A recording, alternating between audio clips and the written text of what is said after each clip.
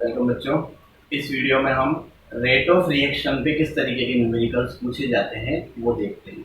सबसे फर्स्ट जो न्यूमेरिकल है हमारा वो है hydrogen and nitrogen gases are obtained by the decomposition of ammonia on platinum surface if rate of reaction is 2.5 into 10 to the power minus 4 capital M मतलब molar mole per litre पर second, then calculate rate of formation of hydrogen and nitrogen. ठीक है। इस type के question करने के लिए सबसे पहले क्या करेंगे हम नाइट्रोजन के डिकम्पोजिशन सॉरी अमोनिया के डिकम्पोजिशन से नाइट्रोजन हाइड्रोजन गैस बनते हैं, इसकी रिएक्शन लिखेंगे। देखो इधर, जब अमोनिया डिकम्पोज होता है, अमोनिया के डिकम्पोजिशन से क्या बन रहा है, हाइड्रोजन और नाइट्रोजन। ठीक है, ये क्वेश्चन हमें बोला हुआ है वही किया है। अब इसको बैलेंस कर दो। ठीक है, इधर दो नाइट्रोजन दो नाइट्रोजन। ठीक है, इसके बाद में हाइड्रोजन कितने हो गए, सिक्स सिक्स हाइड्रोजन। ठीक है, तो ये क्या हो गया, अमोनिया का डिकम्पोजिशन। अब इसके बाद में क्या करेंगे, इस रिएक्शन के लिए each reactant and each product के रेस्पेक्ट में रेट ऑफ रिएक्शन लिखेंगे। वो हमें लिखना आता है, मैंने सिखाया किस तरीके से लिखना है। देखो रेट, ठीक है, ओवरऑल रिएक्शन की बात कर रहा हूँ, रेट ऑफ रिएक्शन। ठीक है, रेट इक्वल्स टू NH3 के रेस्पेक्ट में अगर लिखेंगे तो रिएक्टेंट तो सबसे पहले नेगेटिव साइन, उसके बाद में आगे जो स्टोइकियोमेट्रिक कोफिशिएंट आता है ये क्या हो जाता है, रेसिप्रोकल हो जाता है, मींस 1/2। इसके बाद में change in concentration of ammonia मतलब NH3 upon change in time. ठीक है, ये किसके, अमोनिया के डिकम्पोजिशन के रेस्पेक्ट में रेट लिख दी। इसके बाद में हाइड्रोजन इसके रेस्पेक्ट में भी लिख सकते हैं। आगे जो कोफिशिएंट है वो क्या हो जाएगा, 1/3। प्रोडक्ट है इसलिए पॉजिटिव साइन और change in concentration of hydrogen upon change in time. Clear. इसके बाद में नेक्स्ट देखो, प्रोडक्ट है इसलिए पॉजिटिव साइन, स्टोइकियोमेट्रिक कोफिशिएंट 1 है तो 1/1, उसका रेसिप्रोकल 1 ही होगा। Change in concentration of nitrogen upon change in time. ठीक है, ये हमने इस रिएक्शन में each reactant and each product के रेस्पेक्ट में क्या लिख दिया, रेट ऑफ रिएक्शन लिख दिया। क्लियर। इसके बाद में क्वेश्चन में क्या गिवन है, देखो क्वेश्चन में हमें इस रिएक्शन का जो रेट है वो गिवन है। कितना गिवन है, इस रिएक्शन के लिए जो रेट गिवन है वो होता है हमारे पास में 2.5 into 10 to the power minus 4 molar पर सेकेंड, मोल पर लीटर पर सेकेंड। क्लियर। अब देखो हमसे क्वेश्चन में क्या पूछा है, हमसे पूछा है rate of formation of hydrogen and nitrogen. ठीक है, और ये मैंने तुम्हें बताया था, अगर इस पूरी टर्म को कंसिडर करते हो तो ये क्या है, ये रिप्रेजेंट कर रहा है रिएक्शन के ओवरऑल रेट को। ठीक है, बट अगर ओनली इस टर्म को कंसिडर करते हैं प्लस BH2 अपॉन dt, तो ये किसको रिप्रेजेंट कर रहा है, पॉजिटिव साइन मतलब फॉर्मेशन प्रोडक्ट। ठीक है, और रेट ऑफ हाइड्रोजन मतलब ये किसको रिप्रेजेंट कर रहा है, हाइड्रोजन के फॉर्मेशन की रेट को। क्लियर। और हाइड्रोजन की फॉर्मेशन की जो रेट है वो निकालने के लिए क्या करना पड़ेगा, इस 3 को मल्टीप्लाई के उस साइड भेजना पड़ेगा। ठीक, तो देखो इधर rate of formation of hydrogen क्या हो जाएगी, rate of formation of hydrogen हो जाएगी BH2 अपॉन dt और पॉजिटिव साइन। ठीक है, plus change in concentration upon hydrogen upon time taken. ठीक है, ये जो rate of formation of hydrogen है ये किसकी इक्वल होगी, देखो अगर इसकी वैल्यू निकालनी तो क्या करेंगे, इस 3 को, इस रिलेशन और इस रिलेशन को देखो, क्योंकि वहां पर हमें वैल्यू गिवन है। ठीक है, तो ये 3 क्रॉस मल्टीप्लाई होकर क्या हो जाएगा, 3 into 2.5 into 10 to the power minus 4 मतलब 7.5 into 10 to the power minus 4 mole per litre पर सेकेंड। ठीक है, इस तरीके से ये हमने क्या कैलकुलेट कर लिया, rate of formation of hydrogen. Clear, ये बात ध्यान रखनी है। अगर पूरे एक्सप्रेशन को देखते हो तो ये तो ओवरऑल रेट ऑफ रिएक्शन को रिप्रेजेंट कर रहा है, और rate of formation of hydrogen है तो वो क्या होगी, प्लस BH2/dt। क्लियर। ठीक है, इसकी वैल्यू निकालने के लिए 3 को मैंने मल्टीप्लाई करके भेज दिया क्योंकि ये सारी वैल्यूज क्या है, इक्वल है। क्लियर। इसके बाद में अब देखो next, similarly rate of formation of nitrogen अब कैलकुलेट करनी है तो उसके लिए किस पे जाएंगे, इस पे। ये पूरा एक्सप्रेशन इसको रेट को भी रिप्रेजेंट कर रहा है और यहाँ पे स्टोइकियोमेट्रिक कोएफिशिएंट की वैल्यू 1 है तो यही एक्सप्रेशन इसको भी रिप्रेजेंट कर रहा है, rate of formation of nitrogen को। ठीक है, तो यहाँ पे अगर मैं लिखूँ rate of formation of nitrogen, formation of nitrogen, तो ये कितनी हो जाएगी, change in concentration of nitrogen upon change in time. ठीक है, पॉजिटिव साइन पे तो जिसका फॉर्मेशन हो रहा है ये बन रही है, मतलब इंक्रीज हो रही है। ठीक है, और कितनी रहेगी रेट? 2.5 इंटू 10⁻⁴, वो यूनिट मोल पर लीटर पर सेकेंड। ठीक है, इस तरीके से हमें क्वेश्चन को करना। सेकेंड क्वेश्चन है, for a reaction R gives product, concentration of reactant changes from 0.02 molar to 0.02 molar in 25 minutes. Calculate average rate in second and minute. एक रिएक्शन है जिसमें रिएक्टेंट R प्रोडक्ट में कन्वर्ट हो रहा है। इस रिएक्शन के लिए कंसंट्रेशन में जो चेंज हो रहा है, किसकी कंसंट्रेशन में? रिएक्टेंट की कंसंट्रेशन में जो चेंज हो रहा है वो क्या हो रहा है? 25 मिनट में रिएक्टेंट 0.03 कंसंट्रेशन से 0.02 में चेंज हो जाता है। इसके लिए हमें रिएक्शन की रेट कैलकुलेट करना है, और जो रेट कैलकुलेट करनी है वो मिनट में भी करनी है और सेकंड में भी करनी है। ठीक है, एक बार मैं क्वेश्चन चेक कर लूँ। ठीक, तो अब देखो इस क्वेश्चन को किस तरीके से करना है, ध्यान दो। सबसे पहला काम हमें रिएक्शन की रेट लिखनी है। सबसे पहला काम यही करना है, कोई भी गिवन रिएक्शन हो उस रिएक्शन के लिए, ठीक है, रिएक्शन की रेट को हर रिएक्टेंट और प्रोडक्ट के रेस्पेक्ट में लिख देना है। जैसे यहाँ पे अगर रेट लिखता हूँ मैं, तो रेट इक्वल्स टू क्या हो जाएगी? Minus change in concentration of reactant upon time taken, clear, या फिर plus change in concentration of product upon time taken, clear है। स्टोइकियोमेट्रिक कोएफिशिएंट यहाँ पे 1 है इसलिए दिखाई है। नेगेटिव साइन क्योंकि रिएक्टेंट है, पॉजिटिव साइन क्योंकि प्रोडक्ट है, ये हम समझ चुके हैं, क्लियर। अब इस टर्म से हमें कोई मतलब नहीं है क्योंकि प्रोडक्ट के बारे में हमें कोई जानकारी, कोई इन्फॉर्मेशन नहीं है, क्लियर। हमें रिएक्टेंट की कंसंट्रेशन में चेंज पता है और उस चेंज को होने में लगा टाइम पता है, मतलब जो रेट हम कैलकुलेट करेंगे वो इस रिलेशन से कैलकुलेट करेंगे। ठीक, तो देखो minus as it is, change in concentration कितनी है? ये तो है इनिशियल, ये है फाइनल। फाइनल माइनस इनिशियल, ये किसको रिप्रेजेंट करेगा? चेंज को, मतलब 0.02 minus 0.03 divided by change in time. 25 minute में ये चेंज हो रहा है, ठीक है, तो टाइम चेंज कितना हो गया? 25 हो गया। ठीक, अब इसको जब सोल्व करोगे तो देखो इधर ये कितना हो जाएगा? माइनस, इसको सोल्व करते हो तो ये आएगा माइनस 0.01 डिवाइडेड बाय कितना हो जाएगा? ये 25 हो जाएगा। ठीक, इसको जब सोल्व करते हैं तो ये होगा हमारे पास 0.0004, और रेट ऑफ रिएक्शन है तो क्या आ जाएगी? मोल पर लीटर, ठीक है, पर सेकेंड, ये इसकी यूनिट हो जाएगी। ठीक है, क्योंकि ऊपर क्या है? कंसंट्रेशन, कंसंट्रेशन की यूनिट क्या होगी? मोल पर लीटर, कैपिटल है, और टाइम की यूनिट, सॉरी ये यहाँ पे टाइम मिनट में है तो ये क्या जाएगी? पर मिनट। ठीक है, ये हमारे पास में आ गया आंसर। जो रेट हमने कैलकुलेट करी वो किस में आई है? मिनट में, क्लियर। अब इसके बाद में रेट को सेकंड में भी कैलकुलेट करना है। अब हमारे पास दो तरीके हैं, या तो यहीं पे कन्वर्ट कर लो या फिर टाइम को सेकंड में कन्वर्ट करके चेंज कर लो।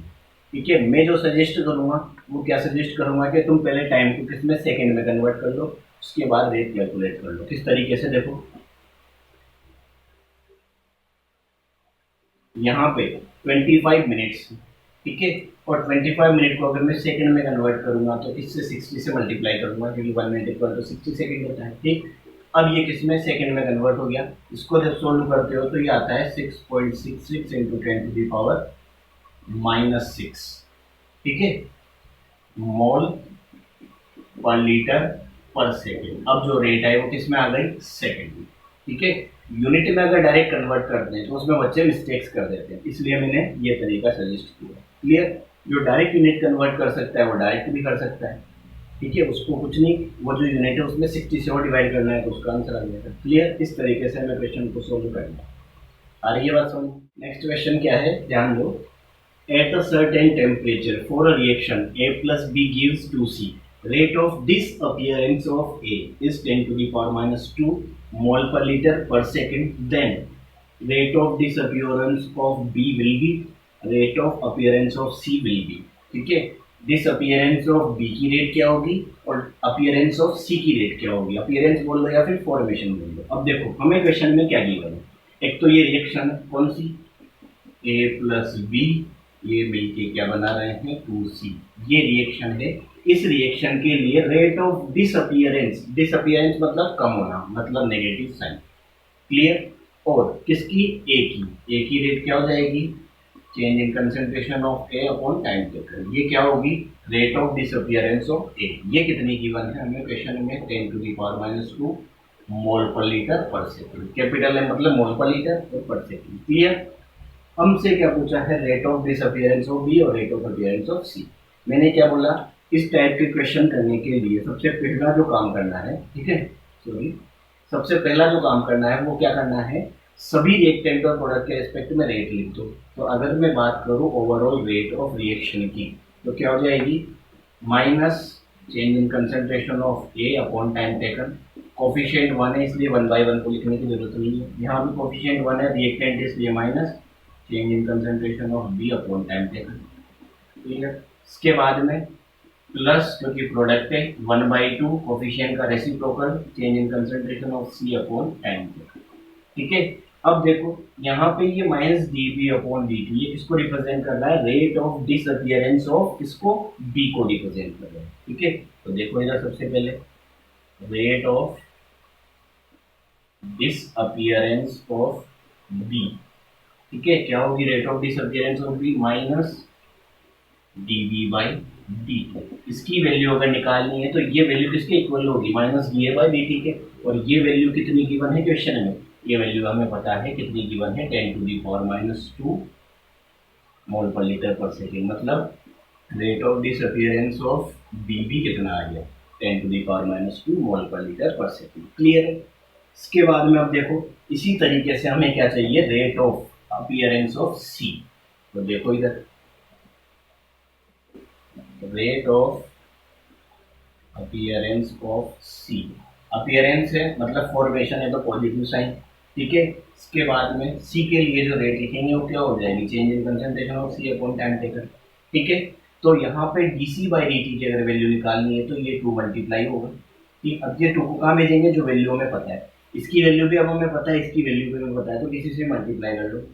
ठीक है, तो क्या करेंगे अपन, 2 इंटू, ठीक, सपोज इस वैल्यू से मल्टीप्लाई कर देता हूँ, 2 into minus D A by D T. क्या किया मैंने, क्रॉस मल्टीप्लाई किया इसको और इसको लेके।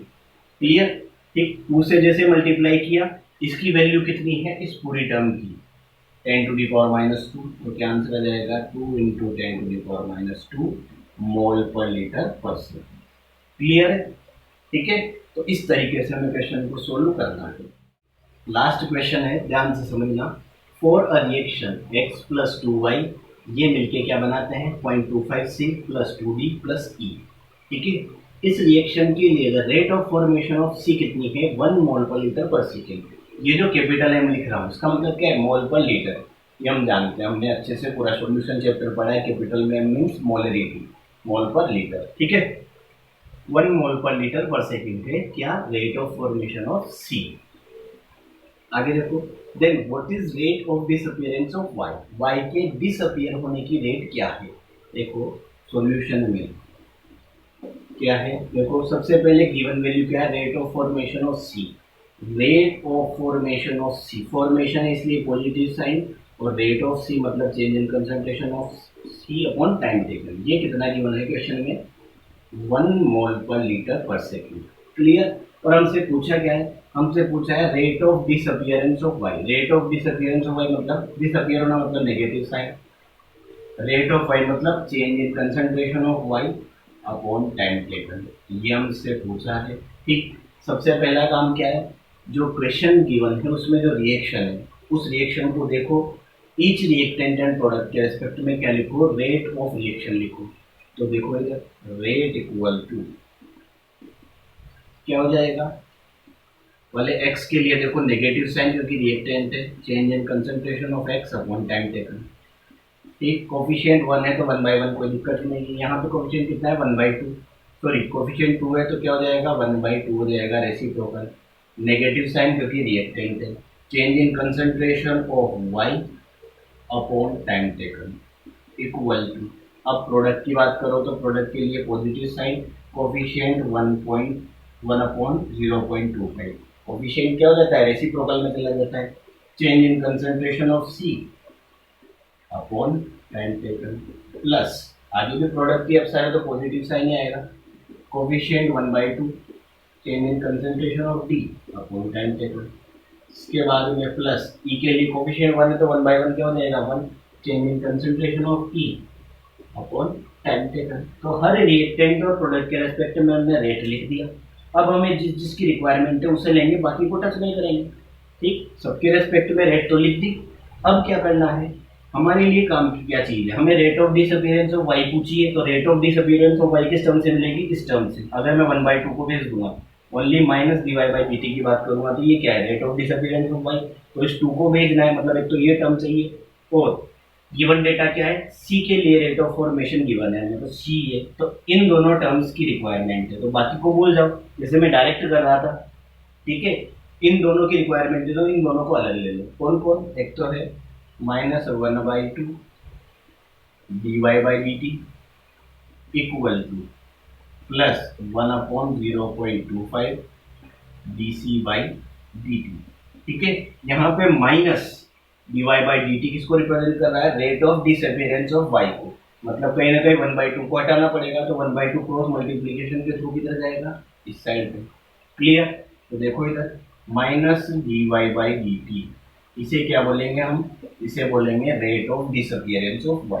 क्लियर हो गया। इसके बाद में ये जैसे ही क्रॉस मल्टीप्लिकेशन के थ्रू ऊपर जाएगा तो 2/0.25 हो जाएगा, और ये क्या है, rate of formation of c।